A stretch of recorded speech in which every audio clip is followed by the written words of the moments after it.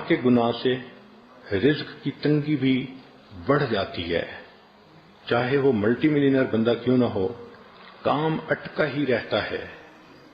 پھر انسان کی ہیبت کم ہو جاتی ہے، دل سخت ہو جاتا ہے، عبادت کو دل نہیں چاہتا، پھر دل پریشان ہوتا ہے۔ آپ اس بات کا خود مشاہدہ کر لیں کہ جتنی لڑکیاں روگ پال لیتی ہیں ان کو راتوں کو نیند نہیں آتی، کبھی 1 بجے میسج آ رہا ہے، کبھی 2 بجے میسج جا رہا ہے، ساری رات جاگ کے گزار دیتی ہیں۔ جس گناہ نے دنیا میں سکون چھین لیا، سوچیں آخرت میں سکون کیسے ملے گا۔ پھر پریشان ہو کے خود کہتی ہیں اس جینے سے تو مر جانا اچھا تھا، اب تو گھبرا کے یہ کہتے ہیں کہ مر جائیں گے، مر کے بھی چین نہ پایا تو کدھر جائیں گے۔ اس لیے زنا کے بارے میں 2-3 باتیں بہت اہم ہیں۔ پہلی بات کہ حدیث مبارکہ سے پتہ چلتا ہے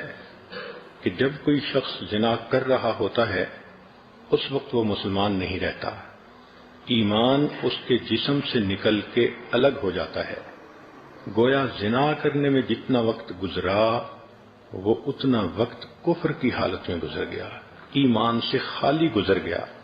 اب ذرا عورتیں سوچیں کہ جب ان کے جسم کو کسی غیر محرم نے ہاتھ لگایا، یہ اتنی دیر کفر کی حالت میں رہیں، کہنے کو تو مسلمان بنی پھرتی ہیں لیکن نامہ اعمال میں تو لکھا جائے گا نا کہ اتنا وقت اس نے کفر کی حالت میں گزارا۔ اللہ اکبر، ایسا گناہ کہ ایمان ہی بندے سے الگ ہو جائے۔ پھر یہ اتنا بڑا گناہ ہے کہ حدیث پاک میں آتا ہے کہ جو انسان زنا کرے حتیٰ کہ بڑھاپے کی عمر کو پہنچ جائے، اس پر 7 آسمان اور 7 زمینیں لعنت برساتی ہیں۔ ایسے بندے کو قیامت کے دن اللہ تعالیٰ آنکھ اٹھا کر نہیں دیکھیں گے۔ تو غیر کو محبت کی نظروں سے دیکھتا تھا، آج میں تیرے چہرے کو محبت کی نظر سے نہیں دیکھوں گا۔ یہ کتنی بڑی محرومی ہے کہ اللہ تعالیٰ اس شخص کے چہرے کو ہی دیکھنا پسند نہ کرے۔ علامہ مناوی رحمۃ اللہ علیہ کے دادا کہتے تھے کہ جو شخص زنا کا مرتکب ہوتا ہے اس کے چہرے کی ظلمت اہل باطن دیکھتے ہیں، جب قریب وہ آتا ہے تو اس کے جسم سے بدبو آتی ہے،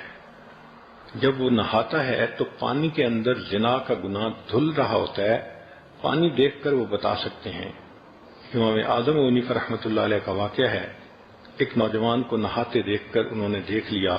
کہ یہ زنا کا مرتکب ہوا ہے۔ ابن عساکر نے ایک حدیث نقل کی ہے،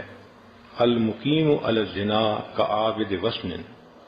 کہ جو زنا کے اوپر مقیم ہوتا ہے وہ بت پرست کی مانند ہوتا ہے۔ اس کا مطلب یہ کہ اگر کسی لڑکی نے کسی لڑکے کے ساتھ 2 سال افیئر رکھے تو اللہ کے ہاں یہ 2 سال بت پرست رہی، اس کا نام مومنوں کی فہرست میں نہیں ہوگا، اس کا نام بت پرستوں کی فہرست میں ہوگا۔ آج سوچئے ہم بت پرستوں کی باتیں پڑھتے ہیں تو کہتے ہیں یہ ایمان سے محروم تھے، ایسا تو نہیں کہیں ہمارا نام ہی بت پرستوں میں لکھ دیا گیا ہو۔ اس لیے عورتیں اس پوائنٹ کو خوب اچھی طرح سمجھیں کہ یہ زنا کا گناہ ایمان سے محروم کرتا ہے، زنا کا گناہ انسان کو اللہ کے دفتر میں بت پرستوں کی فہرست میں شامل کرتا ہے۔ یہ جو ہوتا ہے نا کسی کو محبت سے چاہنا، ہر وقت اس کا دھیان رہنا،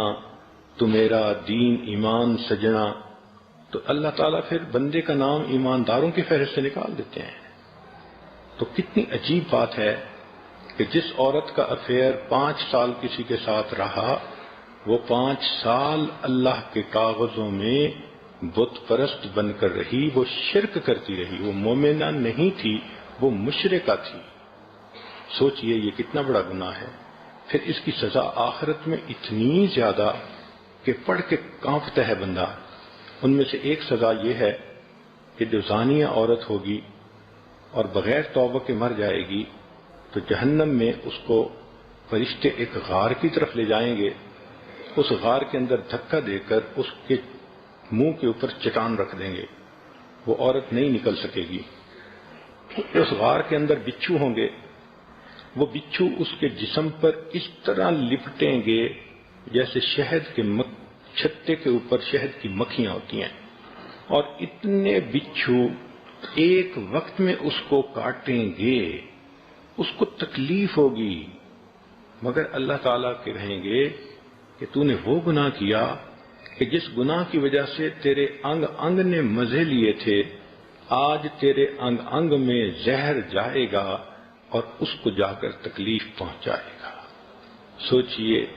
اکیلا ہوگا، بچھو کاٹ رہے ہوں گے، آج تو کوئی مکھی کاٹ جائے شہد کی تو درد برداشت نہیں ہوتا، بچھو کاٹیں گے اور اتنے زیادہ بچھو ایک وقت میں کاٹیں گے، جسم کی کیا حالت ہوگی۔ چند لمحوں کی لذت کی خاطر